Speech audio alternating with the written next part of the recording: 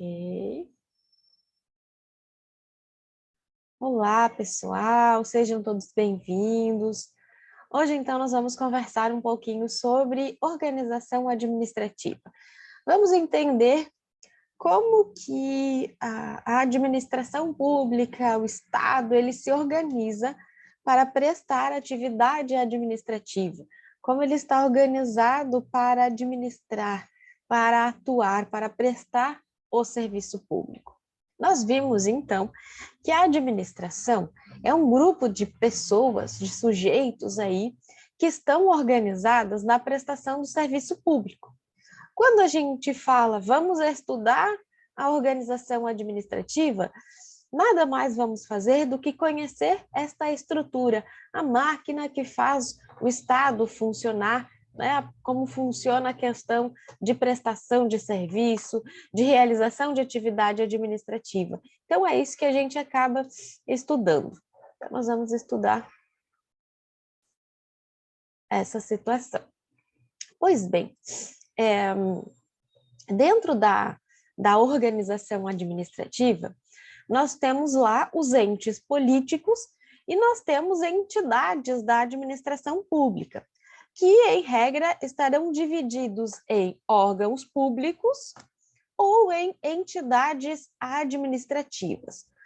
Antes de entender o que são órgãos e o que são entidades, é importante mencionar que a Constituição Federal ela traz as competências privativas e comuns, claro, dos entes políticos.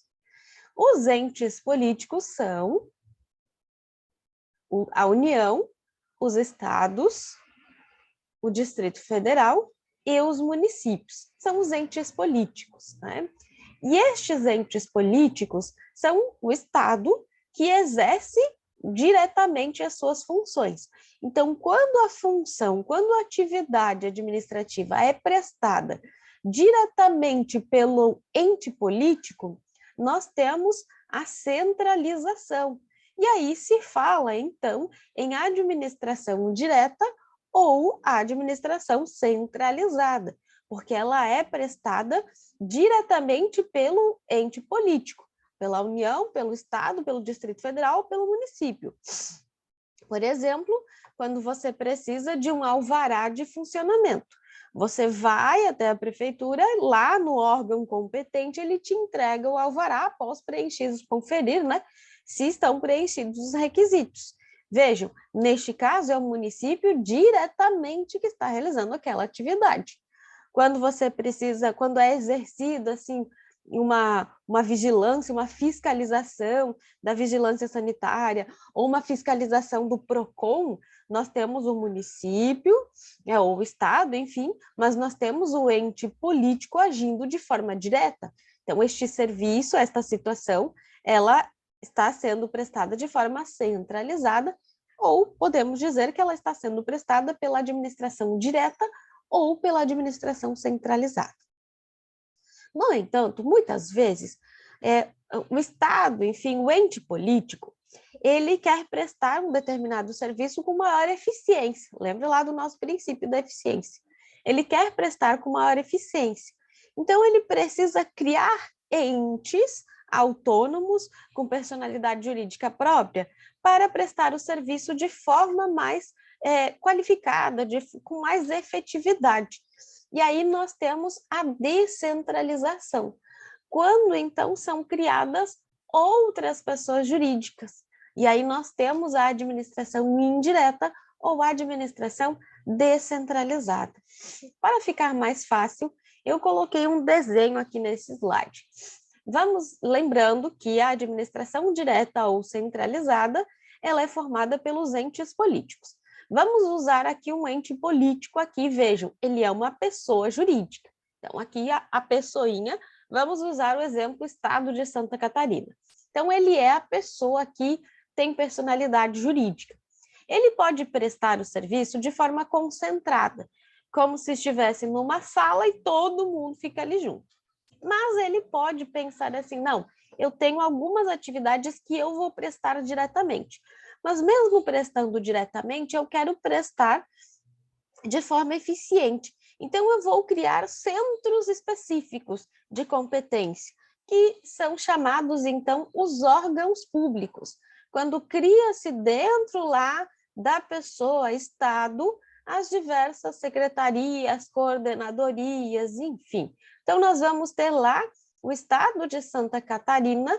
Quando ele se divide internamente, ele cria estes órgãos, nós vamos ter a desconcentração, que cria órgão, ok? Então, vou ter lá a Secretaria da Saúde, a Secretaria de Agricultura, a Secretaria de Educação, Secretaria de Meio Ambiente. Então, dentro do próprio Estado, eu vou criar órgãos. Vejam, é como se fosse um corpo e estes órgãos fazem o corpo funcionar. Então, o Estado é a pessoa jurídica, é aquele que detém personalidade, mas ele se divide internamente para prestar melhor o serviço, para realizar o serviço com maior efetividade.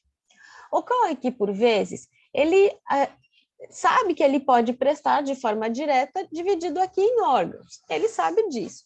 Mas ele pensa, não, eu posso prestar de forma mais eficiente se eu criar uma outra pessoa jurídica, e esta pessoa jurídica com autonomia, administração própria, ela pode prestar aquele serviço. Então, o que o Estado pode fazer? Ele pode criar uma nova pessoa. Então, ele cria uma outra pessoa jurídica, ele descentraliza, ele cria a entidade. Saiu aqui do centro, saiu do centro, não está mais dentro aqui do Estado. Sim, territorialmente ele está no Estado, mas ele não está dentro da estrutura estatal. Ele não é subordinado hierarquicamente aqui dentro. Cria-se uma nova pessoa jurídica. Aqui eu trouxe o exemplo da Celesc, que é uma sociedade de economia mista. Então, eu tenho aqui uma outra pessoa, e uma nova pessoa jurídica com personalidade jurídica própria, criada, então, para prestar um serviço específico, aqui no caso, o serviço de energia elétrica, ok? Então, o Estado, ele descentraliza. E a administração indireta ou descentralizada vai ser formada pelas autarquias, pelas fundações públicas, pelas empresas públicas, sociedades de economia mista, e estas aqui estão disciplinadas lá no Decreto-Lei 200 de 67. Então, lá no artigo 4º desse Decreto-Lei, vai dizer que a administração indireta ou descentralizada é formada por estes entes. No entanto, nós temos aqui ainda os consórcios públicos, só que eles não estão lá no Decreto 200 de 67, porque eles foram criados através da Lei 11.107 de 2005. Então, não constam lá da primeira previsão, mas eles também são considerados, a partir da doutrina, enfim, entes da administração indireta. Mas é criado, então, lá pelos entes políticos, os consórcios públicos fazendo parte aqui da administração indireta. Eu coloquei um asterisco, por quê? Porque ele não está no Decreto-Lei 200 de 67. Ele veio posteriormente, ok? Então, ficando claro, quando o ente político se divide internamente, e esta pessoa nova da administração indireta também pode ter órgãos aqui dentro, tá? Quando essa pessoa, com personalidade própria, divide-se internamente, nós temos a administração e nós temos a desconcentração, a criação de órgão. Quando eu tenho a administração criando entidades com nova personalidade jurídica, eu tenho a administração descentralizada, porque cria uma nova entidade com personalidade jurídica própria, com capacidade própria, ok? Então, tenho aqui a entidade, a descentralização, ok? Então, desconcentração cria órgão, descentralização cria entidade, ok? Tem aqui outras situações, né, que dá resumido, então, o que é um ou o que é outro, né? Desconcentração, cria órgão, a administração direta, União, Estado, Distrito Federal e municípios. Descentralização cria entidade, então a administração direta, os entes políticos, criam outras pessoas jurídicas que assumem determinadas atividades administrativas.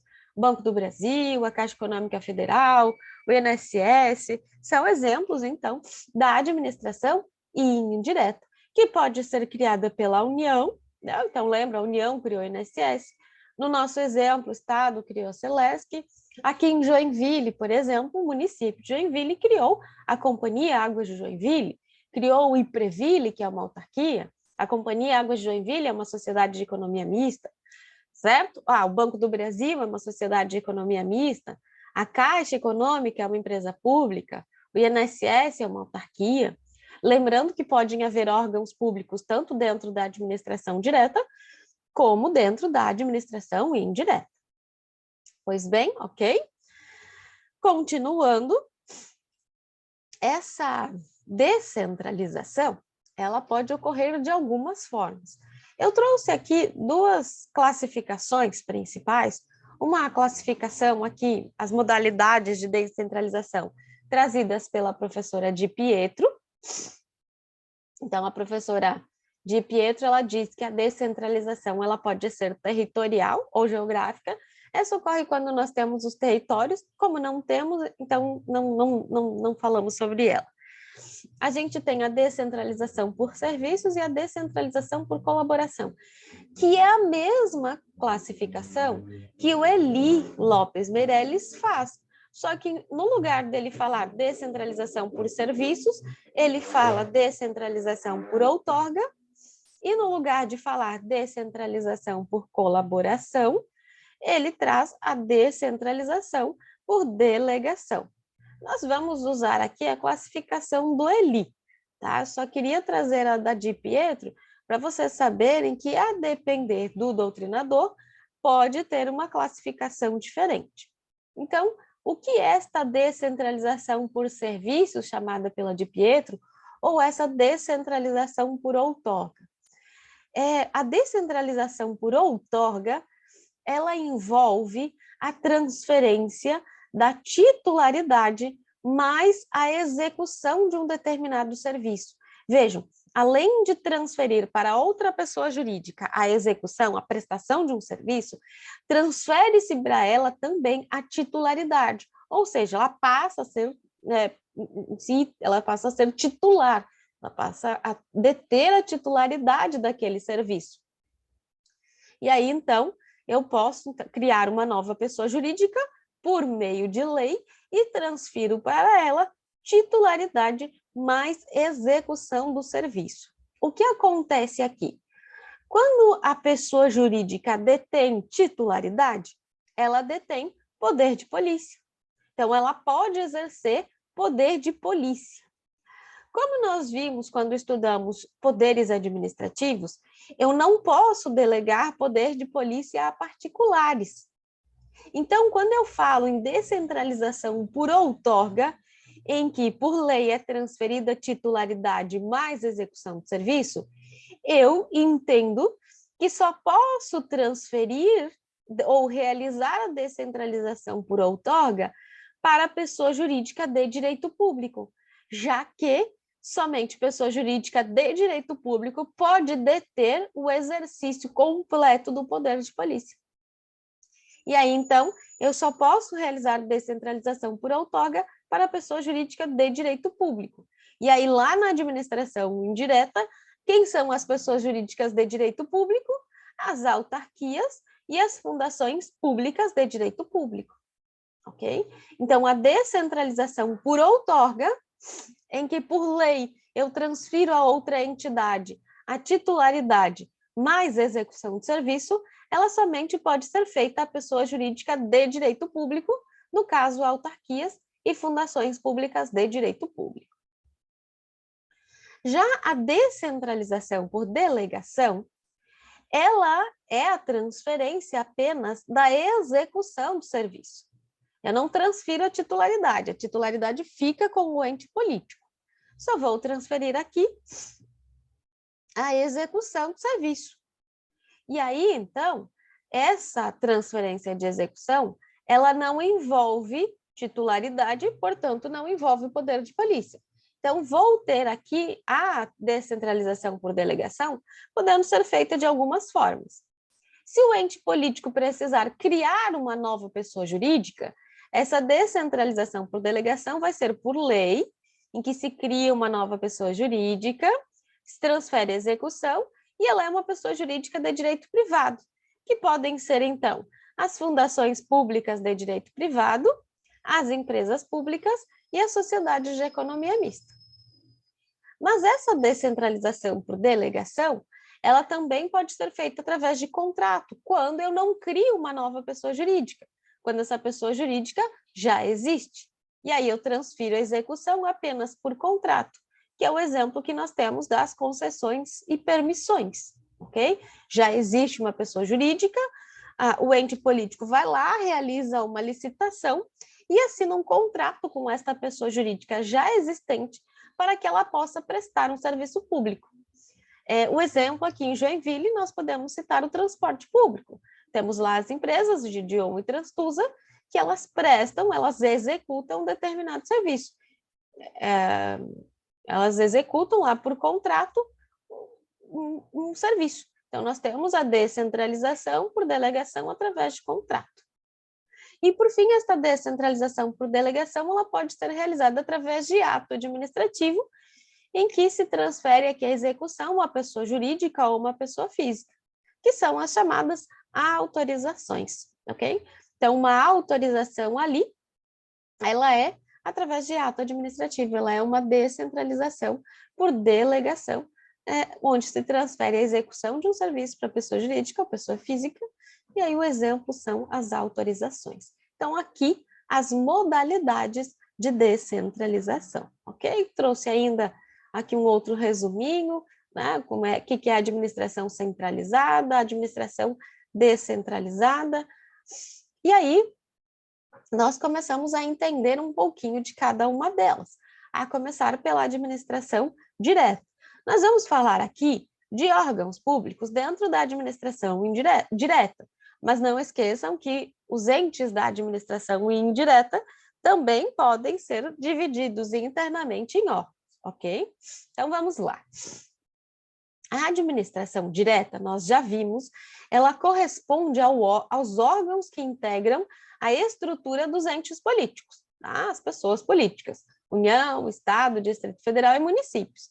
E elas exercem atividade, como nós vimos, de forma direta ou de forma centralizada. Para prestar o serviço de melhor forma possível, né, com mais eficiência, a administração direta, estes entes políticos, eles resolvem se subdividir internamente.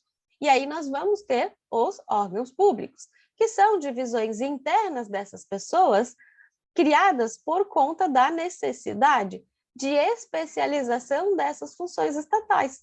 E aí nós vamos ter, como exemplos, os ministérios, as secretarias, as coordenadorias, departamentos, ouvidorias, dentre outras possibilidades, dentre outras nomenclaturas. Então, teremos lá estas divisões internas que são os chamados órgãos públicos. Aí nós temos a desconcentração, que é a criação de órgãos.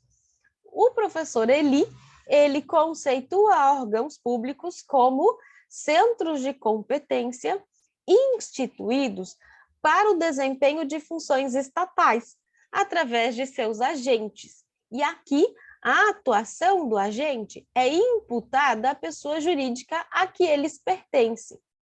O que isso significa, gente? Significa que o ato realizado por aquele órgão ou por aquele sujeito, ele é imputado à pessoa jurídica. Por exemplo, quando você vai lá numa secretaria e você precisa de um atestado, ou você precisa de um alvará, de uma licença ambiental. Você chega, imaginem que você chega lá na Secretaria do Meio Ambiente do município e você diz lá, eu preciso de uma licença ambiental. A pessoa vai ter uma pessoa que vai te atender, um sujeito. Aí esse sujeito vai dizer quais os documentos que você deve apresentar Você vai apresentar os documentos, esse sujeito vai fazer a verificação, preencher os requisitos, ele vai lhe entregar a licença ambiental que vai estar assinada por ele. E aí a pergunta é, foi ele que lhe deu esta licença ambiental? Não, não foi a pessoa, digamos que foi o João, não foi o João, ele assinou, mas neste caso esta licença ela está sendo lhe concedida pelo município. Não é pela Secretaria do Meio Ambiente, não. Ela é um órgão. A atuação do João, que está lá na Secretaria do Meio Ambiente e que te entrega essa licença, ela é imputada ao município. É o município que está lhe dizendo, olha, você preencheu os requisitos, você tem, então, esta licença ambiental para realizar aquela atividade. Ah, eu preciso de uma certidão de regularidade fiscal. Eu vou lá no município, na Secretaria da Fazenda. Aí eu chego lá e eu sou atendida pela Maria. E eu digo, eu preciso de uma certidão de regularidade. A Maria vai pegar, vai consultar os dados lá no computador, no sistema, e vai dizer, ok, vou emitir a sua certidão. Ela emite, assina e te entrega. Quem te deu essa certidão? Quem está dizendo que você está regular? É a Maria? É a Secretaria da Fazenda? Não, é o município que está dizendo, olha, com o município você está regular. Então, isso é o que significa o que nós temos aqui, a teoria da imputação, né? Essa, ou chamada teoria do órgão. Ela foi elaborada. Oi, prof. Oi. Então, aqui só para deixar bem esclarecido, teoria do órgão, quando o Estado, quando a pessoa, enfim, quando um sujeito, um órgão manifesta a vontade, essa vontade é atribuída à pessoa jurídica, que é, então, o ente político ou o ente da administração indireta que detém personalidade. Por quê? Porque o órgão público, gente, eles são centros de competência, mas eles não têm personalidade jurídica. Então, a atuação do órgão público é imputada à pessoa jurídica que pertence. É quando eu gosto muito desse exemplo, eu digo, você bate em alguém com a sua mão, a pessoa não vai processar a sua mão, ela vai te processar, porque é você que tem personalidade jurídica. Então, da mesma forma, o Estado. Se eu tenho um ato que foi praticado por um órgão, não é o órgão que responde, mas sim a pessoa jurídica, ok? Então, não se confunde a pessoa jurídica com o órgão. A pessoa jurídica é o todo, os órgãos são as partes que integram ali o todo. E aí, estes órgãos, eles não têm personalidade jurídica e nem vontade própria.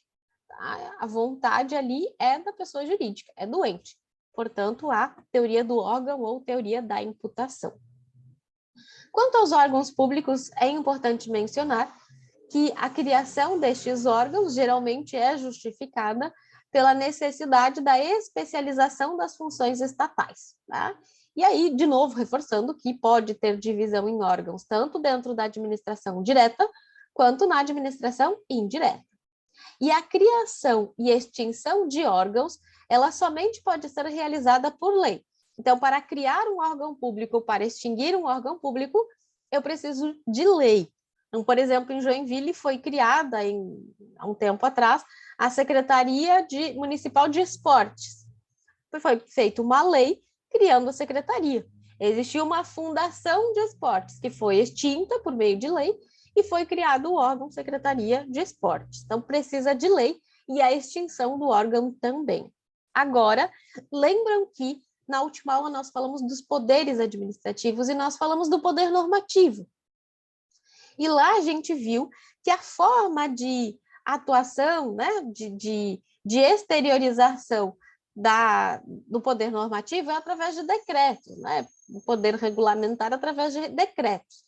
E a gente viu que a regra é que sejam decretos executivos, ou seja, decretos que estabelecem o cumprimento da lei, a forma como vai ocorrer, né, ou qual a melhor forma, o esclarecimento de um conceito trazido pela lei. Eles complementam a lei. Mas nós vimos que existem os chamados decretos autônomos, que são aqueles que substituem a lei, e que, em regra, no ordenamento jurídico brasileiro, eles não são permitidos. No entanto, nós vimos que, inclusive, os tribunais superiores já reconheceram a possibilidade de dois tipos de decretos autônomos. aqueles disciplinados lá no 84 da Constituição Federal, inciso 6, que fala que a organização e funcionamento dos órgãos públicos pode ser realizada por decreto, desde que não implique aumento de despesa. Então, um deles é esse aqui. Vejam, para a criação e extinção de órgãos, eu preciso de lei, mas a organização, a disciplina da sua organização e funcionamento, que não implique aumento de despesa, pode ser veiculado por decreto, vindo nessa exceção à existência de decretos autônomos, ok? Em regra, gente, os órgãos públicos, eles não possuem capacidade processual. Como eu disse para você, se você vai processar por alguma irregularidade, eu vou processar a pessoa jurídica, município, ou pessoa jurídica Estado. Eu não vou processar a Secretaria de Saúde ou a Secretaria de Educação, porque a regra é que os órgãos públicos não detêm capacidade processual. No entanto, numa excepcionalidade, a doutrina e jurisprudência reconhecem capacidade processual, ou o que se chama também personalidade judiciária, de alguns órgãos que possuem natureza constitucional, quando, então, for na atuação de defesa de suas competências ou prerrogativas funcionais. E aí o exemplo aqui que a gente menciona é a Câmara de Vereadores. Câmara de Vereadores, ela não tem capacidade processual, ela é um órgão público e não tem capacidade, não estaria dentro dessa questão de órgãos públicos que não teria capacidade processual.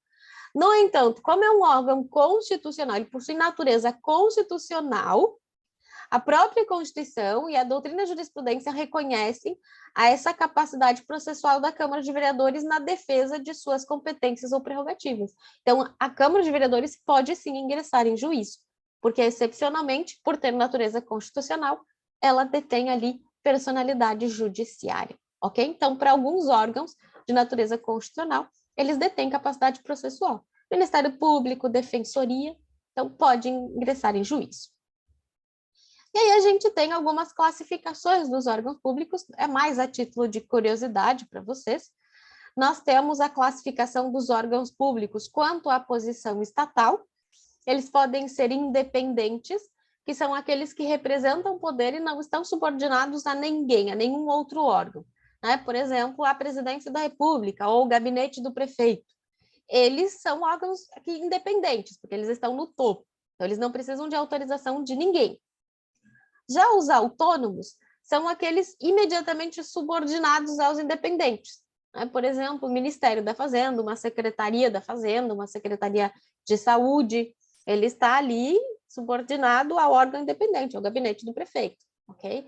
Eles possuem autonomia financeira e administrativa. Eles têm esta autonomia, mas eles estão hierarquicamente subordinados aos órgãos independentes.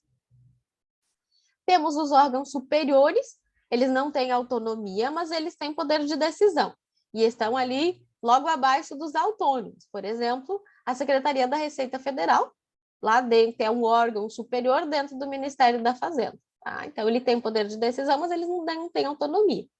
E os subalternos, que são aqueles de mera execução de trabalho, simplesmente para funcionar. É exemplo ali do recursos humanos. Tá? Então, o nosso assim, autônomos, subalternos, superiores e independentes.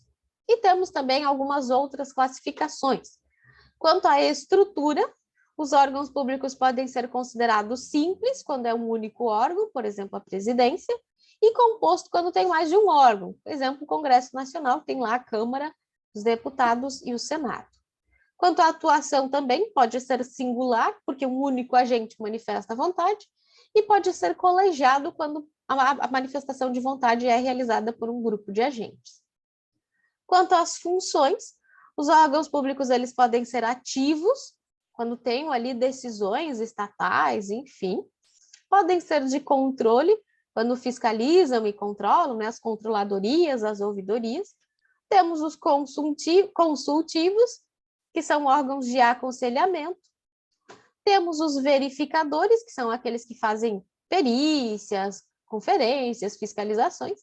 E temos os contenciosos, né? Tipo o nosso tribunal aqui que julga questões administrativas tributárias. Então, contenciosos. Nossa classificação dos órgãos públicos e aqui um resuminho para vocês das principais informações em relação aos órgãos públicos. Alguma dúvida quanto à administração direta e aqui a divisão interna em órgãos públicos? Nenhuma. Então, a gente passa a falar da administração indireta, ok? A administração indireta, ela corresponde, então, a estas pessoas jurídicas que são criadas pelos entes federados, tá? E aí ela é vinculada à administração direta. Ela não é subordinada hierarquicamente ao ente político que a criou, mas ela tem ali uma vinculação quanto à sua finalidade. O objetivo é que é exercer função administrativa de forma descentralizada.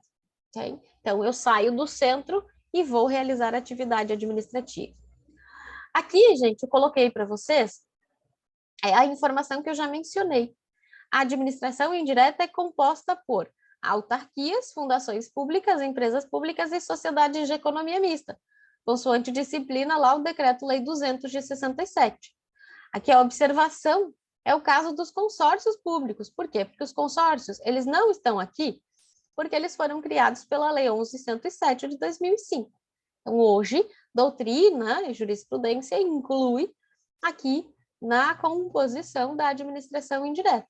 E aí vamos ter as autarquias, as fundações públicas, empresas públicas, sociedades de economia mista e os consórcios públicos.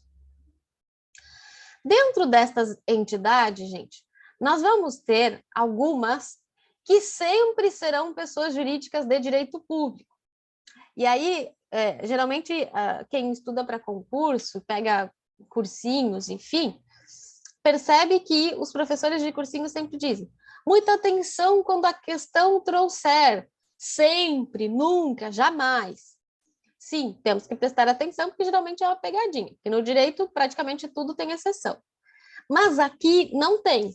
Sempre as autarquias serão pessoas jurídicas de direito público, sempre.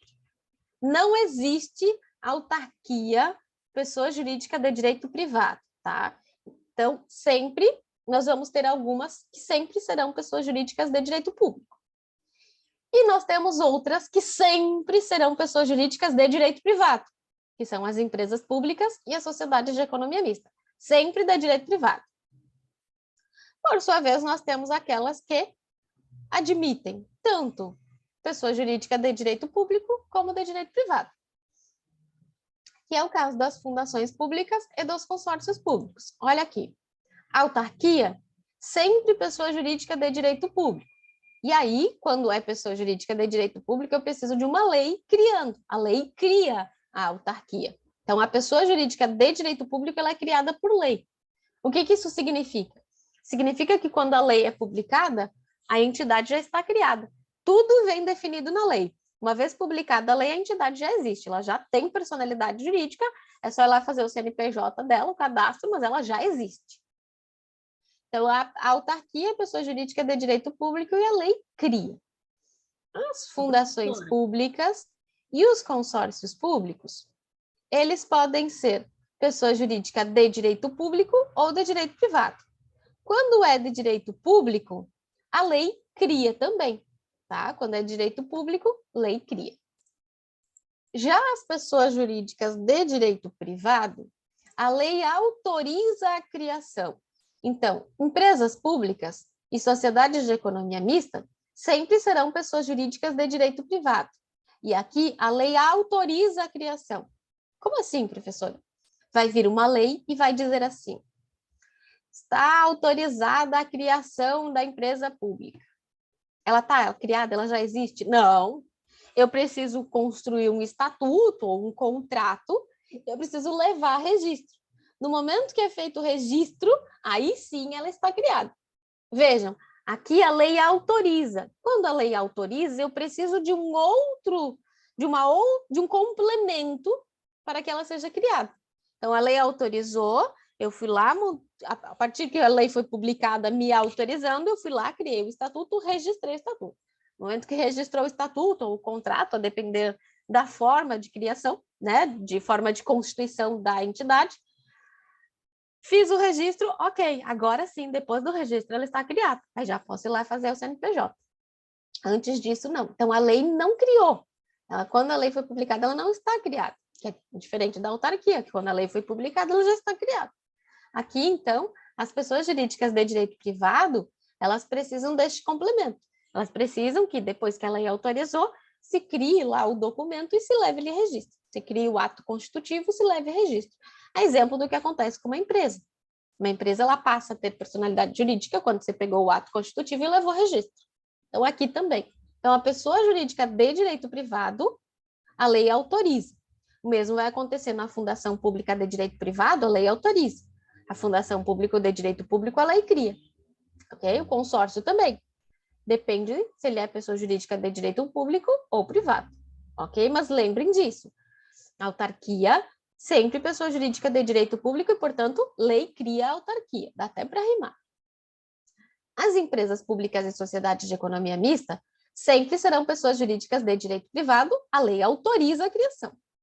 As fundações e os consórcios podem ser de direito público ou de direito privado. Direito público, lei cria, direito privado, lei autoriza. Ok? Então, é isso que nós temos aqui na administração indireta, sempre algumas com características específicas. Então, pessoal, visto a nossa administração direta, a gente passa a falar um pouquinho sobre a administração indireta. Tem algumas características aqui que são comuns a todas as entidades da administração indireta. Primeiro, que todos os entes possuem personalidade jurídica própria. Então, eles não estão subordinados hierarquicamente ali à administração direta. Eles têm patrimônio próprio, receita própria, autonomia. Então, tem uma existência, uma personalidade jurídica que é própria destes entes. São novas pessoas jurídicas. A criação e a extinção destes entes, ela sempre está ali e deve ser observada o princípio da reserva legal. Ou seja, tanto para a criação quanto para a extinção, eu vou precisar de uma lei ou de uma autorização legal, mas eu vou precisar de lei, ou para criar ou para autorizar. Tanto para criar quanto para extinguir, tanto para autorizar a criação, tanto quanto para autorizar a extinção, tá? Então, mas se é uma empresa pública, por exemplo, que daí veio uma lei e autorizou a criação, aí eu fiz o ato constitutivo e registrei. Aí eu preciso de uma lei que vá autorizar a extinção. Aí eu vou pegar esse ato constitutivo e vou dar baixa no respectivo local em que foi registrado. E aí estará extinto, tá? Então, tanto a lei vai criar quanto extinguir, quanto a lei vai autorizar a criação, quanto autorizar a extinção, certo? A finalidade pública, a finalidade desses entes é sempre pública. A ideia é que seja sem fins lucrativos, né? Então, o fim delas não pode ser o intuito lucrativo. Professora, mas não é para ter lucro? Sim. Imagine, se uma empresa estatal não dá lucro, não faz sentido mantê-la. Então, é para dar lucro, mas a finalidade dela não é o lucro. Ela é criada com alguma finalidade pública. Por exemplo, ela é criada para fazer ali um equilíbrio no mercado. Aí eu crio o Banco do Brasil. Enfim, ela é criada com uma finalidade pública, tá? E ela é sujeita a controle finalístico. O que isso significa? Lembra que a gente falou do princípio da especialidade? Que quando um ente da administração indireta é criado com uma finalidade, não pode mudar aquela finalidade? Então, é isso. O ente da administração indireta não tem subordinação hierárquica como o ente da administração direta. Não existe hierarquia entre eles. Mas existe ali um controle finalístico, que é chamado também de tutela ou supervisão ministerial. Significa que o ente criador da administração direta, ele vai controlar se o ente da administração indireta criado, ele está cumprindo a finalidade para o qual ele houve a sua criação. Ou seja, lá o Ministério da Fazenda, lá na União, vai ficar verificando se, por exemplo, o Ministério da Seguridade, o Ministério que é ligado à Previdência e Seguridade, ele vai ficar cuidando se o INSS continua exercendo a finalidade ali de prestação de serviço de seguridade social. Se de repente o INSS resolve mudar para finalidades educativas, eu tenho alteração da finalidade, violação ao princípio da especialidade. E aí o ente da administração direta faz esse controle, mas é só esse controle de finalidade, para ver se efetivamente está cumprindo a finalidade para o qual foi criado. Não tem hierarquia. Ok? E aí, então, a gente começa aí, já vimos que para criação precisa de lei ou de autorização legal. E aí começamos aqui a falar das nossas entidades especificamente. A primeira delas, as autarquias. Gente, a autarquia, sempre pessoa jurídica de direito público, tá? Ela é dotada de capital exclusivamente público, ela tem capacidade administrativa própria e ela é criada para a prestação de um serviço público, ou seja, ela vai ser criada para realizar atividade típica de Estado. Tá? Então, ela vai realizar uma atividade que é típica do Estado, certo? É sempre pessoa jurídica de direito público. E aí, ela se submete a um regime jurídico de direito público. O que isso quer dizer? A sua criação e a sua extinção é feita por meio de lei. Está disciplinado lá no artigo 37, 19 da Constituição Federal. Sempre vou precisar de uma lei para criar ou para extinguir. A autarquia, gente, por ser pessoa jurídica de direito público, ela tem lá, ela é sujeita a controle. Tanto o controle interno, que é realizado internamente pelas ouvidorias ali do ente. Então, às vezes, você percebeu alguma irregularidade lá dentro do INSS. Aí você vai lá internamente e faz uma ouvidoria. Tá? Ela tem um serviço, esse controle interno que é realizado dentro lá do próprio ente. Mas ela também está sujeita a controle externo, que é realizado pelo Tribunal de Contas. Por quê? Porque tem dinheiro público. Onde tem dinheiro público, o Tribunal de Contas controla. Então, aqui, uma pessoa jurídica de direito público, capital exclusivamente público, né? Porque ela é criada pela administração direta. Então, a administração direta, ela no orçamento, ela vai fazer a previsão de um valor X para criar essa entidade. Depois, a entidade tem receita própria, mas para criação é um capital exclusivamente público. Tá? E ela é mantida ali com recursos da administração direta, às vezes recursos orçamentários, mas também pelas pessoas, né, que pagam lá as contribuições para essas entidades. Por exemplo, no INSS, a gente paga as contribuições sociais. Vocês viram lá em direito tributário. E aí ela se mantém. Tá? Mas ela sofre esse controle externo que é feito pelo Tribunal de Contas. Os atos e os contratos das autarquias, gente, eles seguem o regime administrativo. Ela é uma pessoa jurídica de direito público. Então, todos os atos que ela pratica são atos administrativos e os contratos têm que seguir o regime administrativo, seguindo a Lei 8666 até ano que vem, quando que ela ainda está em vigor, e posteriormente, atualmente, a Lei 14.133, que é a nova lei de licitações. Então, se ela vai adquirir algum bem, enfim, tem que realizar através de procedimento licitatório. Ela está adstrita ao regime licitatório da agora nova lei de licitações 14.133, ok? Além disso, gente, a responsabilidade da autarquia, como ela é uma pessoa jurídica de direito público e ela presta um serviço público, e aí a gente, se for lá no artigo 37, parágrafo 6º da Constituição Federal, a gente vai encontrar lá a previsão de que as pessoas jurídicas que prestam serviço à administração pública respondem de forma objetiva. Então, a responsabilidade da autarquia, como pessoa jurídica de direito público que presta um serviço à administração, a responsabilidade é, em regra, objetiva. Ou seja, se você for lá no INSS e sofrer algum tipo de prejuízo, algum tipo de dano, você vai processar de forma objetiva o INSS. O que significa essa responsabilidade objetiva? Que basta a comprovação da conduta, do nexo de causalidade e do dano. Então, conduta, dano e o nexo de causalidade entre elas. Não precisa comprovar dolo ou culpa. Tá? Então, responsabilidade objetiva do ente da autarquia. E apenas subsidiária do Estado. Ou seja, você processou lá a autarquia e a autarquia não tem condições de efetuar lá a reparação do dano. Aí chama-se o Estado ali, o ente criador, a que ela está vinculada, para assumir também a responsabilidade. Então, é só subsidiária. Então, imagina que em Joinville, que você sofreu um dano causado pelo IPREVILE. O IPREVILE é uma autarquia.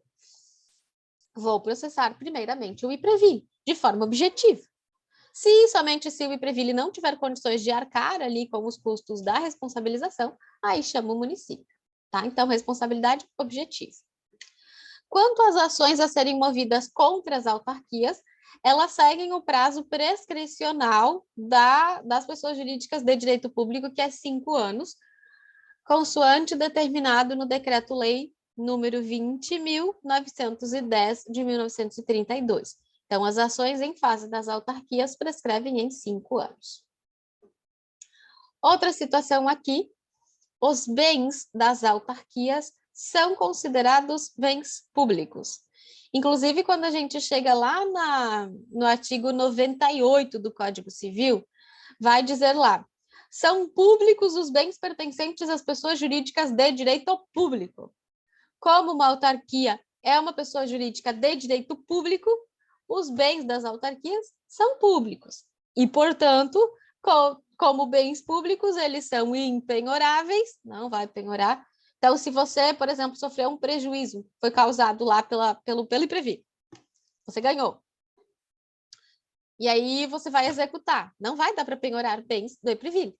Você vai entrar lá no rol lá dos precatórios, na lista de precatórios para receber posteriormente, tá? Porque os bens são impenhoráveis, são imprescritíveis, ou seja, não são passíveis de aquisição por meio de uso capião. Bens públicos não são passíveis de aquisição por uso capião. Isso até num concurso recente caiu uma pergunta dessa, eu achei tão interessante. Não pode adquirir bem público por uso capião. Então, você pode ficar 200 anos sobre aquele terreno, se ele é público, não tem uso capião. E são inalienáveis, exceto se desafetados, né? Que daí tem a autorização legislativa, são desafetados, ou seja, retira-se a utilização pública e aí ele pode ser alienado. Mas a regra é que, enquanto bens públicos estão afetados ali a uma atividade pública e não podem ser alienados. Então, tem todas as características ali dos bens públicos que nós já estudamos.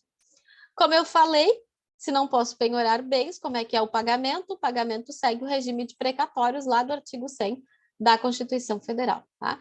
E uma outra questão caiu no concurso exatamente sobre o regime de precatórios, que eu também achei bem interessante.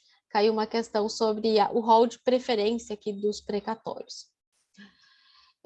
Quanto aos privilégios processuais, gente, uma autarquia é uma pessoa jurídica de direito público. Sendo assim, ela tem todos os benefícios e privilégios que são atribuídos à fazenda pública. Então, ela tem lá os prazos dilatados, reexame necessário, juízo privativo, tudo que nós temos, que vocês estudaram, de processo favoráveis à fazenda pública, são estendidos às autarquias. Então, da mesma forma que eu tenho os privilégios para as autarquias, para a fazenda pública, dos entes políticos, eu tenho também para as autarquias. As autarquias são entes da administração indireta, têm lá, de acordo com a Constituição Federal, imunidade tributária quanto aos impostos, só que daí elas não é liberado, não é uma imunidade irrestrita como é para os entes políticos. Não, tem que comprovar que aquela finalidade que está sendo utilizado, que está ligada à finalidade específica. Por exemplo, o IPREVILE não vai pagar IPTU ao município desde que eu demonstre que aquele bem está sendo utilizado para a finalidade específica do IPREVILE.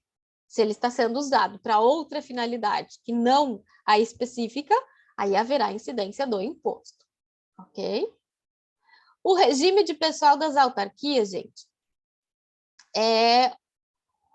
são servidores públicos e devem ser escolhidos através de concurso público, tá? Sim, eles podem ser estatutários ou seletistas, mas há uma de praxe administrativa que as pessoas jurídicas de direito público tenham servidores estatutários, tá? Existem alguns pequenos municípios que seguem o regime seletista. Os municípios maiores e as autarquias, em regra, são servidores estatutários, tá? Então, tem que fazer concurso público e a contratação é pelo concurso, são por estatuto.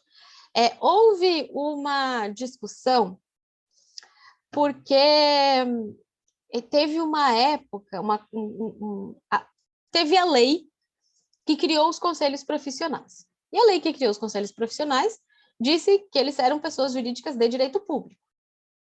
Beleza, tudo certo, exercício do poder de polícia. Depois de um tempo, essa lei dos conselhos profissionais foi alterada. E aí tinha um artigo lá que dizia que os conselhos profissionais seriam pessoas jurídicas de direito privado. E aí esse artigo foi levado ao STF porque ele seria inconstitucional. E aí o STF reconheceu a inconstitucionalidade deste artigo, dizendo que os conselhos profissionais, eles exercem poder de polícia. Como eu não posso delegar poder de polícia a particulares, eu não posso dizer que os conselhos profissionais são particulares. Então, eles são considerados autarquias e são pessoas jurídicas de direito público. Então, os conselhos profissionais têm que realizar concurso público para a contratação dos seus servidores, certo? E aí, sai desta regra a OAB. A OAB não segue essa regra, a OAB não é uma autarquia, a OAB é uma entidade sui generis, só existe ela e ninguém sabe como classificar, então ela é sui generis, tá? Mas a OAB não é pessoa jurídica de direito público, que exerce poder de polícia, que fiscaliza e contrata seus empregados por regime seletista, enfim, não tem concurso público, é uma coisa totalmente diferente, tá? Só existe ela. Os demais conselhos profissionais são autarquias, precisam fazer concurso para contratar os seus servidores. E aí o foro competente é a Justiça Federal, né? E aí tem que ter muito cuidado, porque digamos que a autarquia, ela segue o regime seletista, aí é na Justiça do Trabalho se envolver servidor. Se o servidor é estatutário, daí é na Justiça Federal. E aí depende se é uma autarquia, aí tem os casos das autarquias estaduais e municipais, que daí é na Justiça Estadual. Mas a autarquia federal, na Justiça Federal. E eu trouxe alguns exemplos. O INCRA, o INSS, o IBAMA, a SUDAM, SUDENE, enfim. Gente, os conselhos de classe, as universidades federais, são todos considerados autarquias. Se vocês colocarem no Google, rapidinho lá, autarquias federais, vai abrir uma lista enorme, cheia de autarquias. Por exemplo, se você pegar o Banco Central, ele é uma autarquia, mas o Banco do Brasil é uma sociedade de economia mista. Ah, professora, como é que eu descubro se é uma autarquia, se é uma empresa pública? Dá para descobrir pelo nome? Não, não dá. Você tem que abrir lá e ir na lei de criação, lá, daí vai dizer o que ele é. Porque pelo nome não tem o que saber. Tá? Ó, tem nomes, letras diferentes, tá? INSS é uma autarquia. Não vem lá com identificação, autarquia, tá bom? Então, essa aqui, as principais características das autarquias, né? Aqui mais alguns exemplos de autarquia, o SENAC, a Universidade Estadual da Paraíba, é uma autarquia estadual. Então, tem mais alguns exemplos. Dentro das autarquias, nós vamos ter algumas autarquias especiais, tá? Elas vão ter uma classificação própria, por quê? Porque elas são autarquias, mas elas têm ali algumas peculiaridades. E aí, dentro delas, nós vamos ter as autarquias profissionais, que eu já falei delas para vocês, que são os conselhos de classe, tá? Eles têm natureza de autarquia federal, a competência das ações é da Justiça Federal. Se o médico, por exemplo, deixa de pagar a anuidade tem natureza tributária, então ele pode se valer da execução fiscal, tá? Pode ser inscrito em dívida ativa, enfim. Instituição e majoração da anuidade depende de lei, tá? Então, vejam que são autarquias, com exceção da OAB, tá? Que tem regra própria. Os demais conselhos profissionais são consideradas autarquias profissionais e todas as regras que eu falei da autarquia vale aqui para os conselhos profissionais. Tá? E trouxe aqui o que é um conselho profissional, enfim, o que ele serve. Dentro também das autarquias, a gente tem as autarquias educacionais, que são as universidades, tá? Que elas têm ali uma questão diferenciada, porque, em regra, nas autarquias, a escolha do dirigente é feita pelo chefe do executivo, é um cargo em comissão. Nas autarquias educacionais, nas universidades, a escolha do dirigente ela é feita através de eleição, em que os alunos, os servidores e os docentes votam, tá? Ela tem autonomia pedagógica, então tem alguns requisitos um pouquinho diferentes.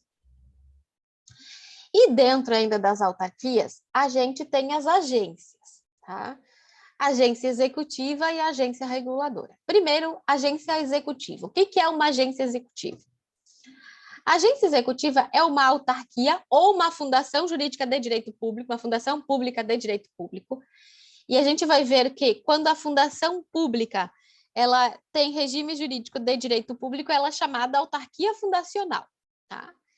E aí, autarquia ou fundação, ela, por iniciativa da administração direta, ela recebe um certificado, uma qualificação de agência, tá? Ela não nasce como agência executiva, ela nasce como autarquia ou fundação. E aí, ali surgem algumas situações concretas e a administração direta vai lá e dá esse status, ele confere esse status de agência executiva, desde que aquela autarquia ou aquela fundação preencha as condições estabelecidas, né? Justamente para que ela tenha aí maior eficiência, possa ter redução de custos, enfim. Aí, o que precisa? Essa autarquia ou essa fundação que quer a qualificação ali, o status de agência executiva, ele precisa realizar um plano estratégico de reestruturação e desenvolvimento, então ele cria esse plano estratégico, e aí celebra um contrato de gestão com a pessoa jurídica, ali com o ente criador, da administração direta. Celebrou esse contrato de gestão, ela recebe esse status de agência, tá? Então, imaginem, a autarquia X, ela elabora um plano de reestruturação, assina um contrato de gestão com o ente da administração direta, e aí ela é qualificada como agência executiva. Caso aqui para vocês, o exemplo, o Inmetro. Ela é uma simples autarquia que fez lá um contrato, e aí é considerado, durante o período ali do contrato, enfim, como agência executiva. Veja, não nasce agência executiva, nasce autarquia ou fundação de direito público, ok?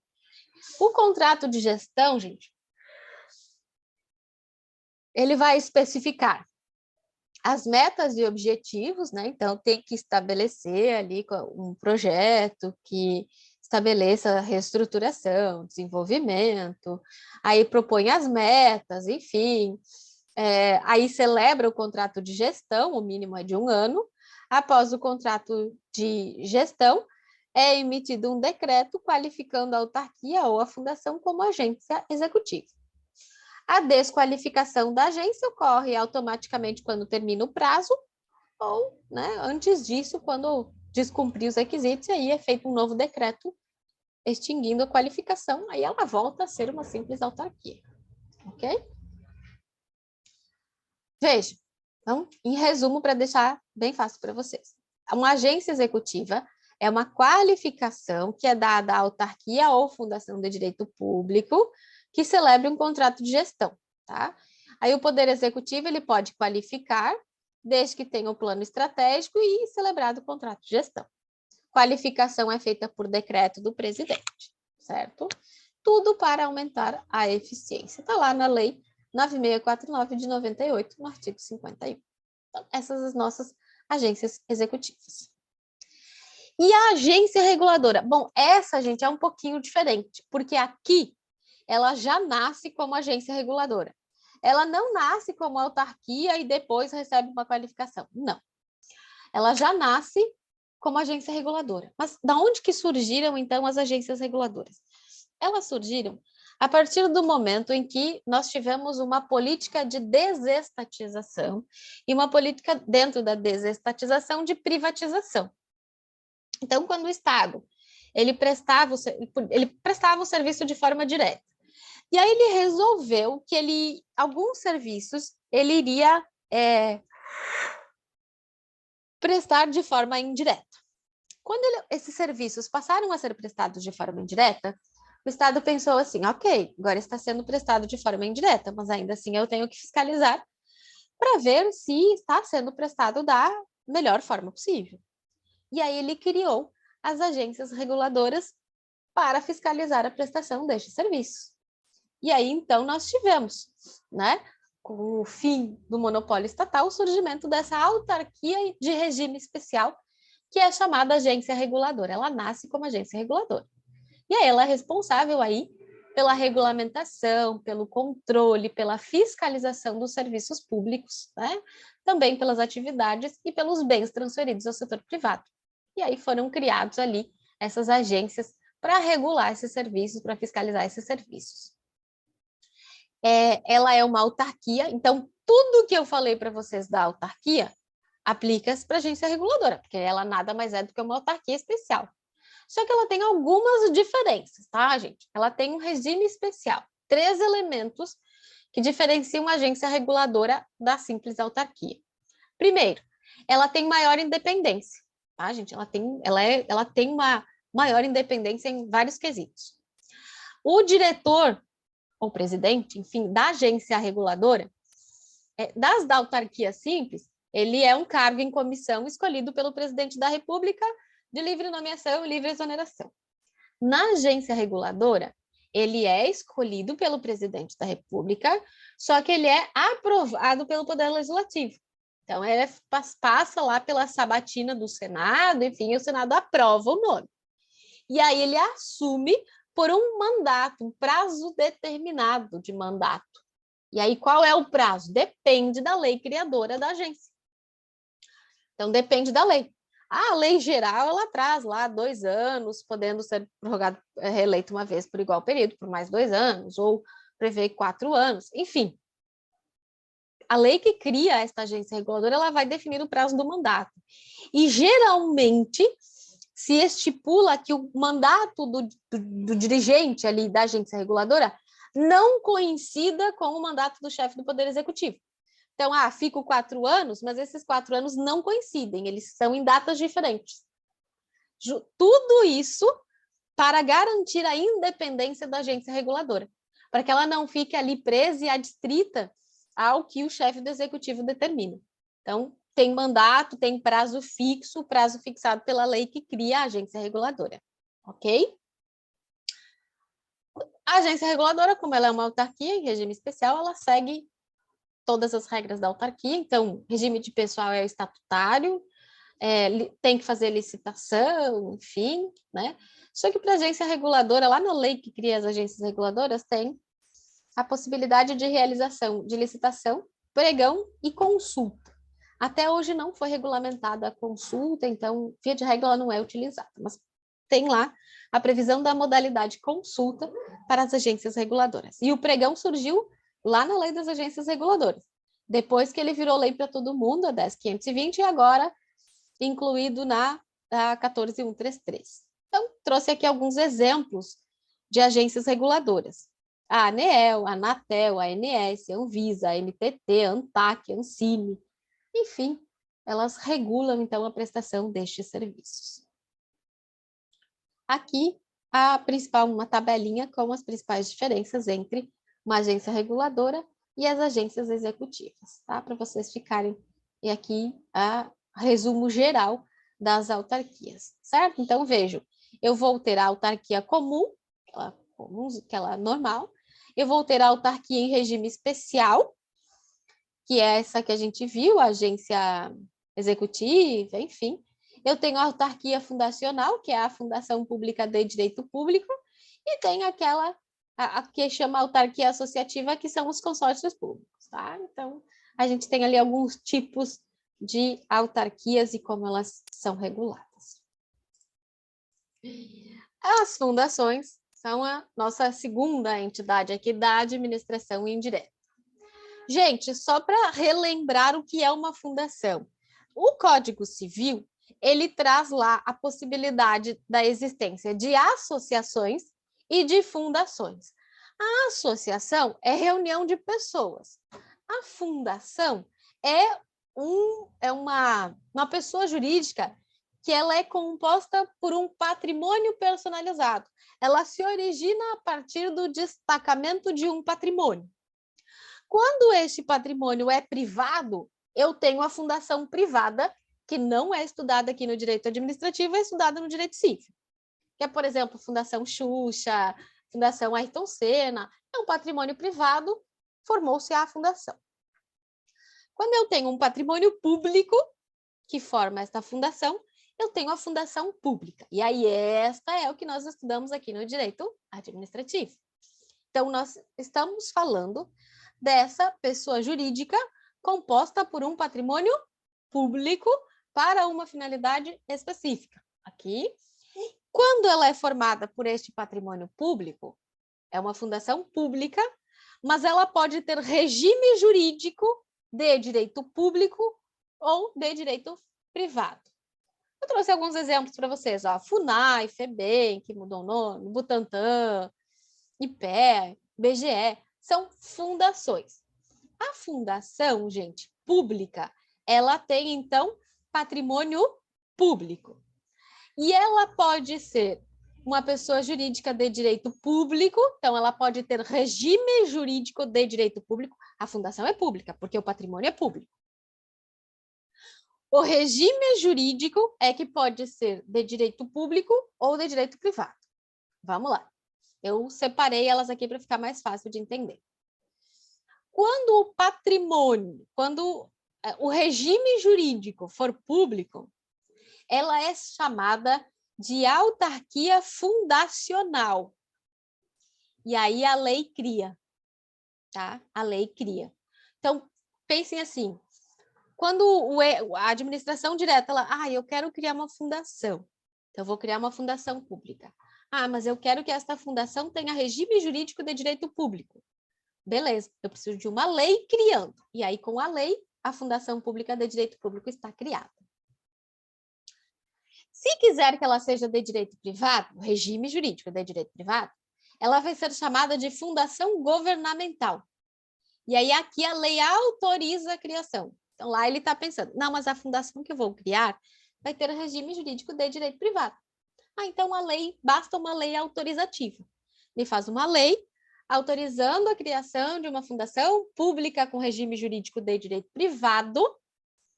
E aí, uma vez a lei autorizando, faz o estatuto, registra no órgão competente e aí ela estará criada, tá? Isso que vocês precisam sempre diferenciar. Se vem uma pergunta genérica, né? Fundação pública, tem pergunta genérica, lei autoriza a criação. Tem só, qual é o instrumento jurídico como é que se cria uma fundação pública? Se tiver objetiva, você coloca lá, por meio de autorização legal. Autorização, uma lei autorizativa. Se dividir, se perguntar autarquia fundacional, a lei cria. Se é uma fundação governamental, lei autoriza a criação, tá? E aí, gente, se ela é uma autarquia fundacional, ela vai ter as mesmas regras da autarquia. Os privilégios processuais e fiscais, a responsabilidade vai ser objetiva, os contratos, atos, todos eles administrativos, devendo observar a lei de licitações, regime de pessoal estatutário, bens públicos, o controle e a prescrição em 5 anos. Então, tudo que eu aplico para uma autarquia, eu aplico aqui para a autarquia fundacional. Afinal, ela segue a mesma regra da autarquia. Se ela tiver regime jurídico de direito privado, ela é uma fundação governamental, a lei autoriza. Aí tem que fazer um estatuto e registrar o estatuto. E aí o regime dela vai ser diferente. Ela vai ter aqui, sim, um regime jurídico de direito privado, mas ele não vai ser totalmente privado. Por quê? Porque eu tenho um patrimônio público. Ela é fundada a partir de um patrimônio público. Eu vou ter o que se chama de regime híbrido. Eu tenho uma mistura de regras de direito privado e de direito público, tá? Tem uma balança ali e eu uso um pouco de cada. Aqui eu uso tudo, todas as regras públicas. Aqui eu vou usar uma parte pública, uma parte privada. Uma parte pública, uma parte privada. Por isso que se diz que é um regime híbrido. O regime de pessoal é seletista. Então, vai seguir lá o regime da CLT. Os contratos, gente, depende do tipo de contrato. Eu vou ter lá contratos administrativos que vão seguir a lei de licitações e vou ter contratos civis. Os bens também. Se eles estiverem atrelados à prestação de serviço público, eles estão protegidos pelo regime dos bens públicos. Se não estiverem atrelados a esta prestação, eles não são bens públicos. Tá? Então, vejam que ela tem aqui esta hibridez no regime jurídico. Um pouco público, um pouco privado. Mas ela tem regime jurídico de direito privado. Mas as regras, ora aplico regra de direito público, ora eu aplico regra do direito privado. Ok com a fundação? Vai ficar mais claro agora que a gente estudar as empresas estatais. Gente, quando vocês ouvirem falar empresas estatais, eu estou falando de empresa pública e sociedade de economia mista. Tá? Elas são chamadas empresas estatais. Eu vou falar primeiro do que é comum e depois eu falo das diferenças entre elas. Tá? Olha só, gente. As empresas estatais, e aí empresas públicas e sociedades de economia mista, são sempre pessoas jurídicas de direito privado. Tá? Elas têm regime aqui, pessoa jurídica de direito privado, ela integra a administração indireta e são instituídas por meio de autorização de lei específica. Ou seja, tem que ter uma lei específica autorizando sua criação. Não pode ser um artigo no meio de uma outra lei, não. Vai vir uma lei específica autorizando a criação de uma empresa pública ou de uma sociedade de economia mista. E elas, ambas, podem ter duas finalidades. A primeira é que eu posso criar uma empresa pública e uma sociedade de economia mista para prestar serviços públicos, no artigo 175 da Constituição. Ou então eu posso criar uma empresa pública ou uma sociedade de economia mista para desempenhar atividade econômica. Está lá no artigo 173. Então, eu vou ter, olha lá, eu vou ter uma empresa pública prestadora de serviço público, Correio, ou eu vou ter uma empresa pública exploradora de atividade econômica, Caixa Econômica Federal. Eu posso ter uma sociedade de economia mista prestadora de serviço público, a Celesc. E eu posso ter uma sociedade de economia mista exploradora de atividade econômica, o Banco do Brasil. Então, pode ser para uma ou outra finalidade, tanto empresa pública quanto sociedade de economia mista. Isso vai estar definido na lei que autoriza a criação. Então, eu autorizo a criação de uma empresa pública para prestar serviço público. Aí eu autorizo a criação de uma empresa pública que vai explorar atividade econômica. Ok? Então, tem aqui até alguns exemplos para vocês. Gente, as empresas estatais, elas têm, tanto a sociedade de economia mista quanto a empresa pública, elas seguem um regime misto ou híbrido. Ora, eu aplico mais direito público, ora eu aplico mais o direito privado. Mas, às vezes, eles se misturam. Uma questão importante é que, se ela for prestadora de serviço público, eu aplico mais regras de direito público. Se ela for exploradora de atividade econômica, eu aplico mais regras de direito privado. Mas não quer dizer que eu aplico só o público ou só o privado. Não. Por exemplo, Caixa Econômica Federal. É uma empresa pública exploradora de atividade econômica. Então, eu aplico para ela mais regras de direito privado. Mas ainda assim eu aplico algumas regras de direito público. Por exemplo, você só vai trabalhar na Caixa se prestar concurso público. Tá vendo? Então, eu vou ter regras misturadas, só que mais de direito privado, tá? Ainda de comum aqui entre elas, tanto a criação quanto a extinção das empresas estatais é feito por lei específica autorizadora, então a lei autoriza a criação. depois faço o ato constitutivo e registro no órgão competente. E aí o ato constitutivo vai depender do tipo que ela for criada. Por exemplo, se ela for uma SA, na junta comercial; se for uma sociedade simples, é no cartório. Tá? Então, eu registro lá no órgão competente. Elas podem criar subsidiárias, mas tem que estar expressamente autorizada essa criação na lei. E elas sofrem tanto o controle interno quanto o controle externo. Então, o controle interno com as ouvidorias, você vai na Caixa, tem ouvidoria; se você vai no Banco do Brasil, tem ouvidoria; você vai no Correio, tem ouvidoria; você vai na Celesc, tem ouvidoria. E o controle externo, que é realizado pelo Tribunal de Contas. Sempre que eu tenho dinheiro público envolvido, o Tribunal de Contas faz controle. Então, elas têm dinheiro público envolvido, controle do Tribunal de Contas, tá? Então, algumas delas, elas fazem concurso público. A licitação, gente, delas, elas têm que fazer, só que elas têm uma lei própria. Até 2016, havia uma discussão muito forte na doutrina de jurisprudência quanto à questão da licitação. E aí, em 2016, foi publicada a Lei 13.303, que daí é o Estatuto das Empresas Estatais. Daí agora elas seguem o regime específico da Lei 13.303, certo?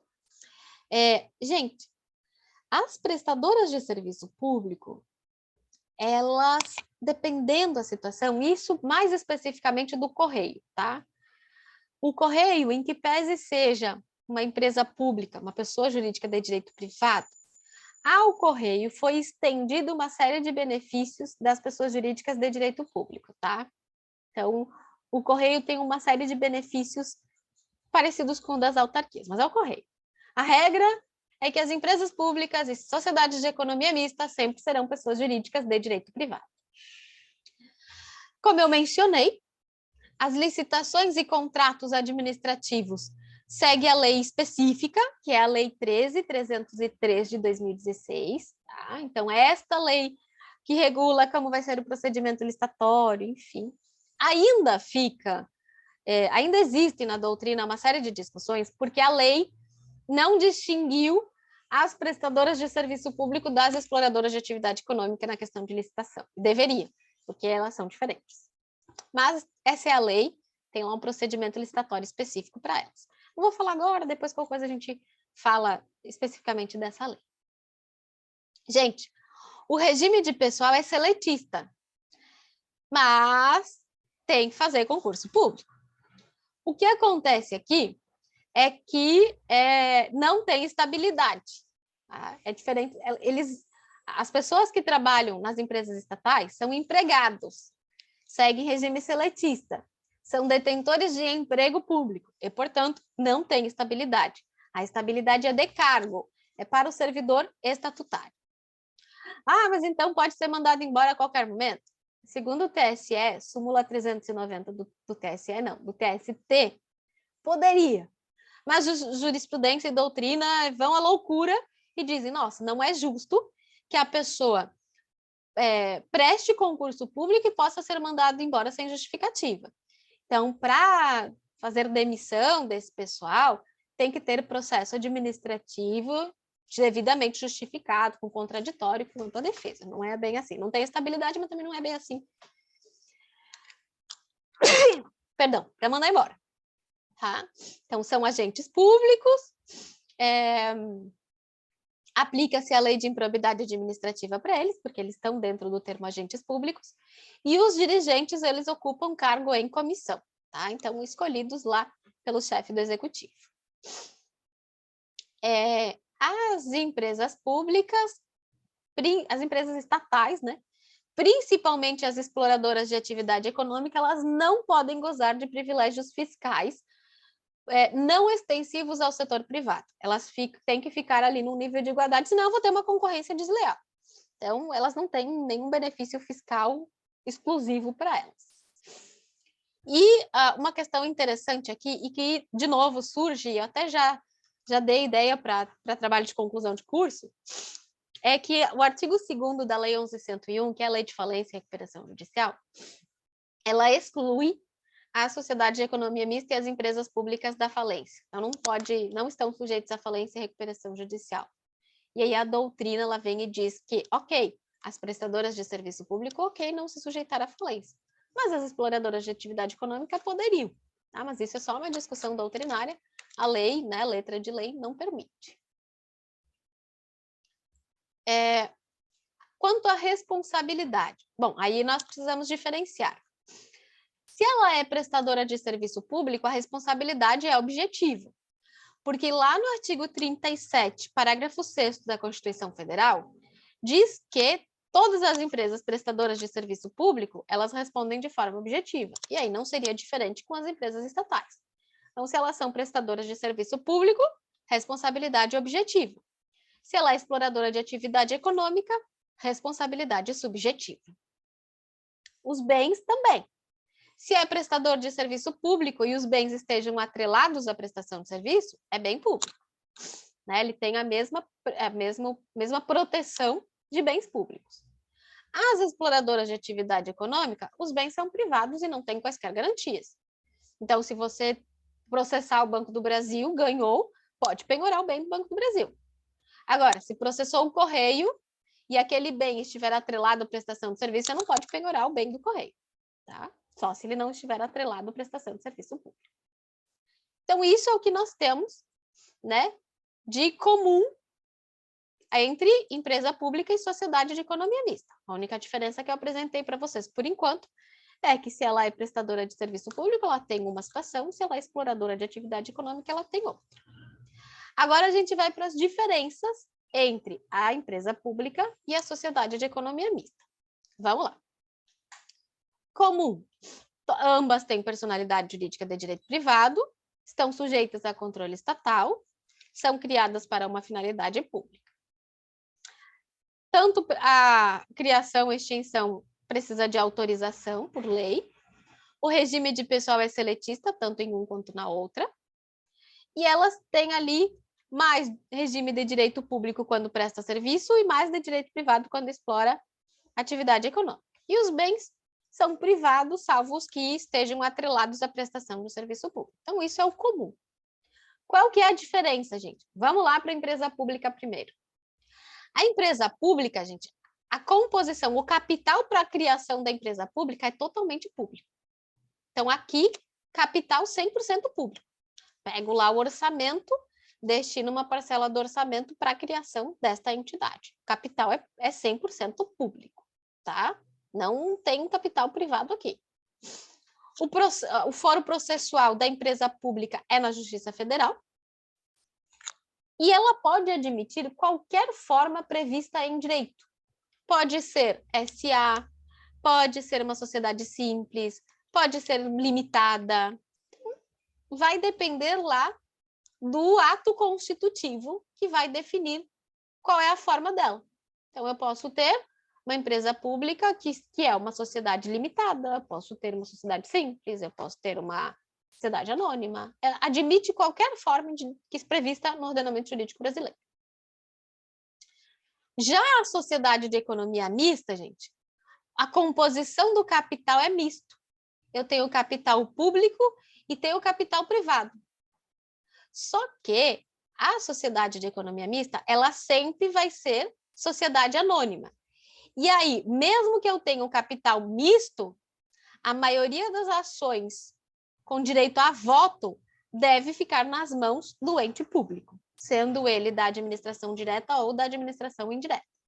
Mas o ente votante, a maioria das ações votantes tem que ficar nas mãos do ente público. Por quê? Porque eu tenho dinheiro público, tá? Então, uma sociedade de economia mista, o capital é misto, tem capital público e capital privado. E ela é sempre formada, sempre como sociedade anônima. Ela não pode ser outra coisa. Tanto que quando você tem lá a sociedade de economia mista, vem lá, se companhia, não, né, que nem aqui em Joinville a gente tem, Companhia Águas de Joinville, é uma sociedade de economia mista. A gente tem a Celesc, que é uma sociedade de economia mista. A gente tem o Petrobras, é uma sociedade de economia mista.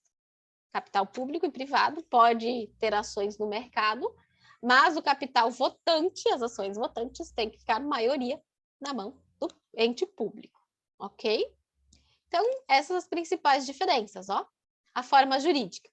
As sociedades de economia mista sempre são sociedades anônimas. E aí elas seguem lá o regulamento da Lei 6404/76. A empresa pública pode ter qualquer forma jurídica, inclusive ela pode ser sociedade anônima, mas ela pode ter outras, tá? Eu esqueci de mencionar aqui, mas o foro processual da Sociedade de Economia Mista é a Justiça Estadual, tá? Não é na Justiça Federal, é na Justiça Estadual. Que tá aqui, ó. Foro processual, se é uma empresa pública federal, sempre na Justiça Federal. Empresa pública estadual, distrital e municipal, e a Sociedade de Economia Mista, independente de federal, estadual, é sempre na Justiça Estadual, tá? Então, vocês só cuidem com essa distinção. A federal é sempre na Justiça Federal, empresa pública, tá? O que mais? Composição do capital. Na Sociedade de Economia Mista, o capital é misto, ou seja, eu tenho um capital público e um capital privado. A maioria do capital votante deve pertencer, né, se é uma sociedade de economia mista federal, à União ou à entidade da administração indireta federal, mas tem que ficar com ente público, tá? A empresa pública, o capital é exclusivamente estatal, certo? Admitindo-se ali capital de entes da administração indireta. Elas podem participar aqui da empresa estatal. E aí nós temos, finalizando aqui com um quadro comparativo entre elas, né? Então, a autarquia, o que é, fundação pública, aí aqui está como de direito público, mas lembrem que ela pode ser de direito privado também. A empresa pública e a sociedade de economia mista, tá? Em resumo aqui, de novo, empresa pública aqui e sociedade de economia mista, as principais diferenças aqui entre elas, né? Lembrando que elas podem ser prestadoras de serviço público ou exploradoras de atividade econômica. E é isso que nós temos sobre elas.